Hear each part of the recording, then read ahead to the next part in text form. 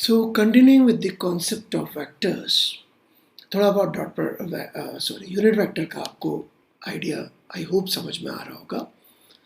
अब हम लोग बात करेंगे डॉट प्रोडक्ट की। Okay, will be talking about dot product.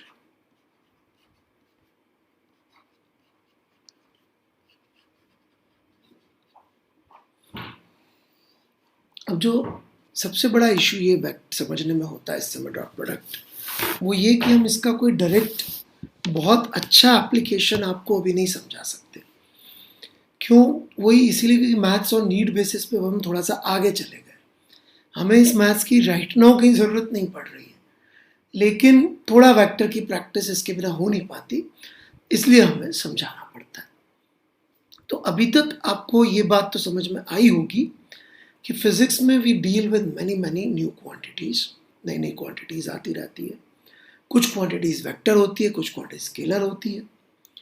Units and dimension पढ़ते हुए अपन को ये भी समझ में आया होगा कि नई नई क्वांटिटीज़ कई बार दो क्वांटिटीज़ के मल्टीप्लिकेशन, डिवीजन और अलग अलग रिलेशनशिप से बनती है।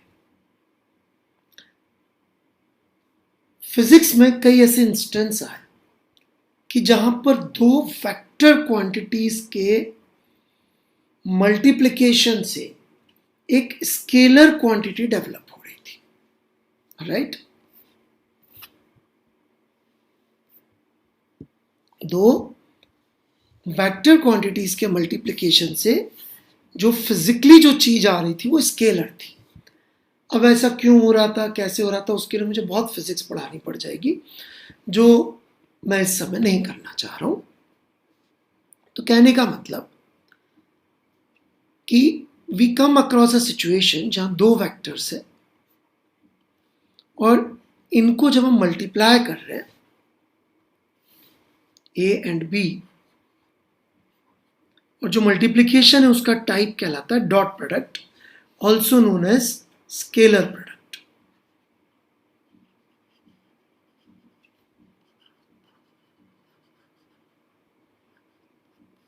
राइट? Scalar product.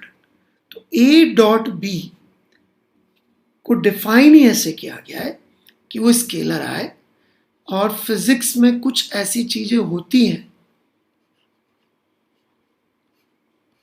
कि उसकी वैल्यू पहले से ही लोगों ने फिजिक्स में देखा था, बार बार ये आ रही थी, एक्चुअली उससे उल्टा ये डिफाइन किया गया। पता नहीं आपके कितना समझ में आएगा अभी ये बात।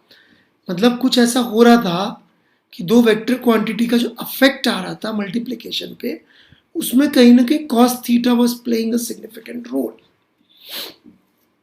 राइट? तो लोगों ने एक्चुअली जब ये देखा तो इससे डॉट प्रोडक्ट डिफाइन किया। सत्य तो देखो, ये थोड़ा मुश्किल है बात मान पाना, but that's what the truth is, right? कि कुछ ऐसा हो रहा था कि वेक्टर के मैग्नीट्यूड की जरूरत पड़ रही थी और उनके बीच के एंगल की जरूरत पड़ रही थी। आप भूल गए हो तो मैं याद दिला दूं, एंगल बिटवीन टू वेक्टर्स, जैसे मैंने दो बना दिए, अल्फा और बीटा। किसको कहेंगे angle between two vectors? Alpha को कि बीटा को? अल्फा को। क्यों? क्योंकि two vectors kept tail to tail together, right? And angle between, smaller angle between that. तो ऐसे करके ये डिफाइन होता है। A dot B is magnitude of A, right? And magnitude of B multiplied by angle between two vectors. This is how we define dot product of two vectors. ठीक है? So this is very very important formula or result. Then there is another result of formula, all right, that we need, and that is कि दोनों तरफ यदि अपन magnitude से divide कर दें,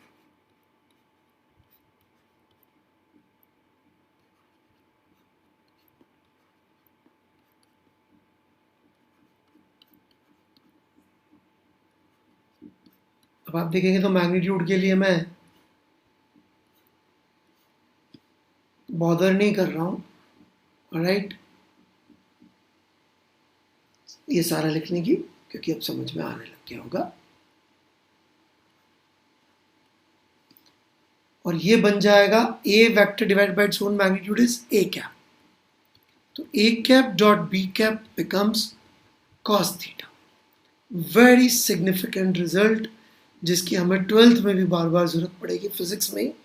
maths वाले तो जब वेक्टर पढ़ाएंगे, ऑलराइट, कि दो unit vectors co dot product कर देंगे तो सीधे सीधे उनके बीच के एंगल के कॉस थीटा की वैल्यू आ जाएगी। Okay,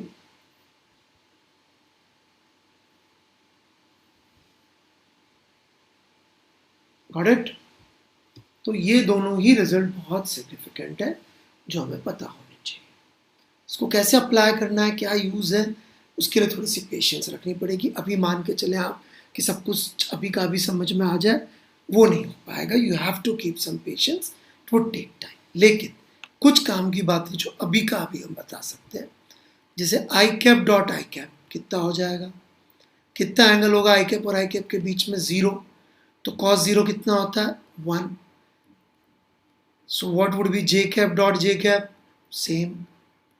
what would be K cap dot K cap, same.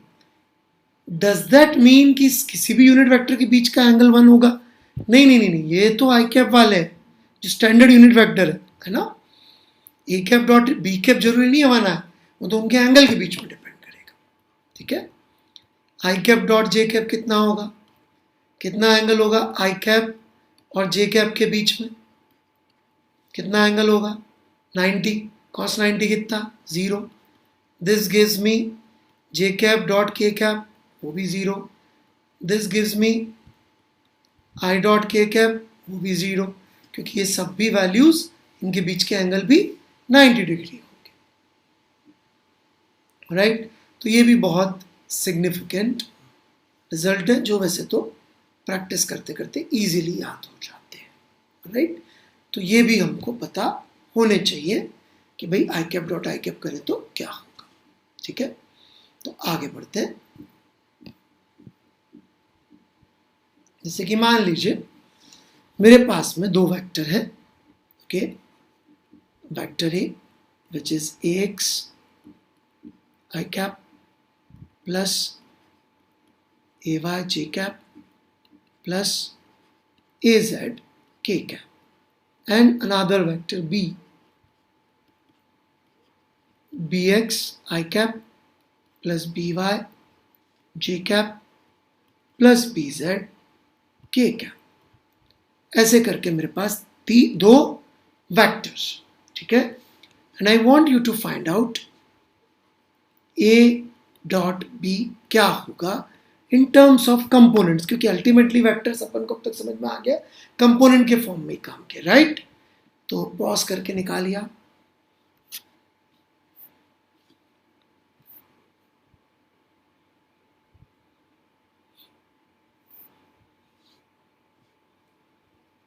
तो देखिए ये पूरा मैं लिख रहा हूं, इतनी मेहनत नहीं कर रहा, थोड़ा सा मैं पीछे वाली चीज का दिमाग लगा रहा हूं। कैसे?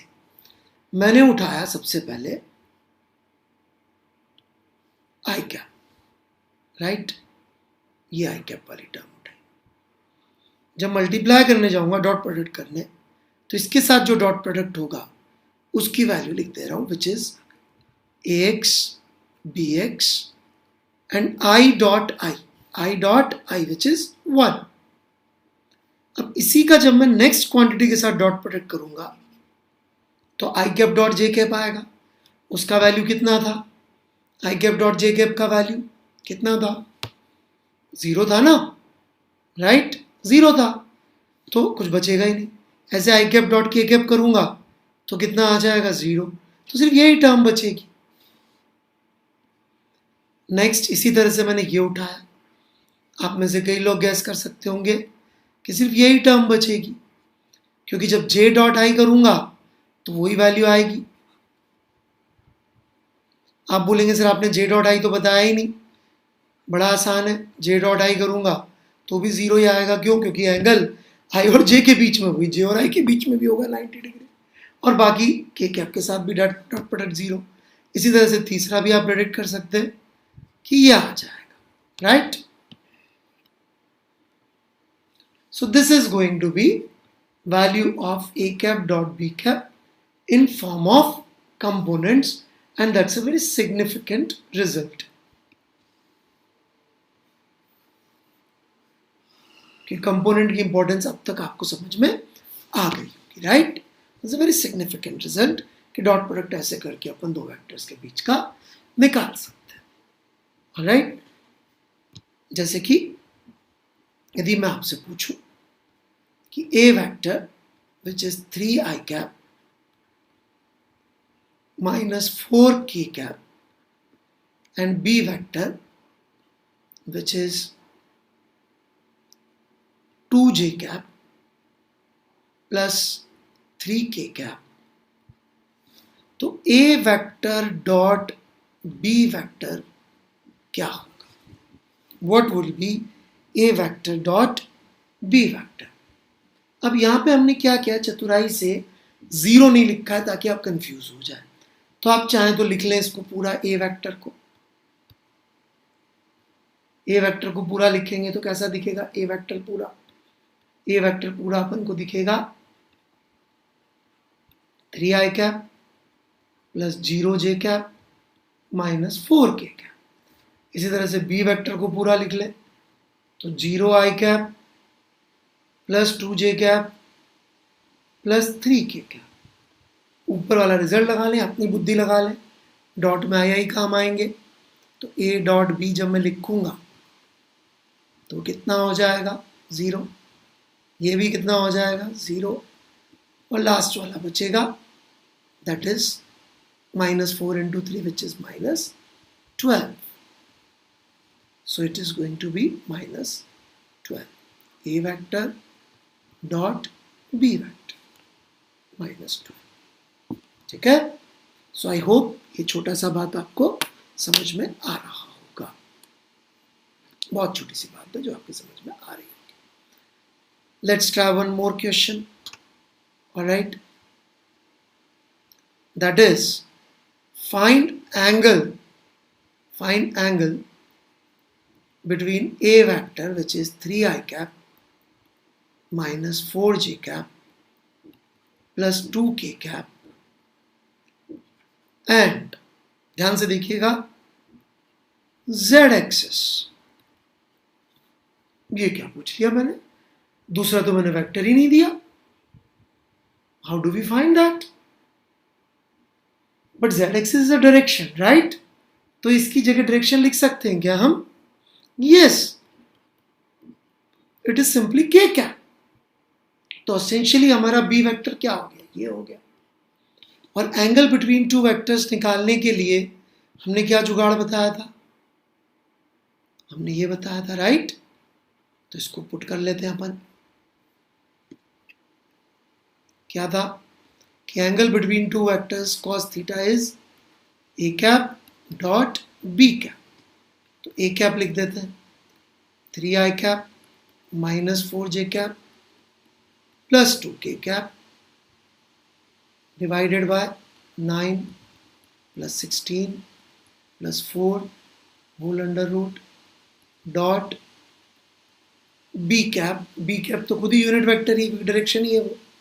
अब ये डॉट प्रोडक्ट करेंगे, ऑलराइट, नीचे तो आ जाएगा 29 का अंडर रूट, और ऊपर डॉट प्रोडक्ट करेंगे तो ये भी 0, ये भी 0, और ये बच जाएगा सिर्फ 2।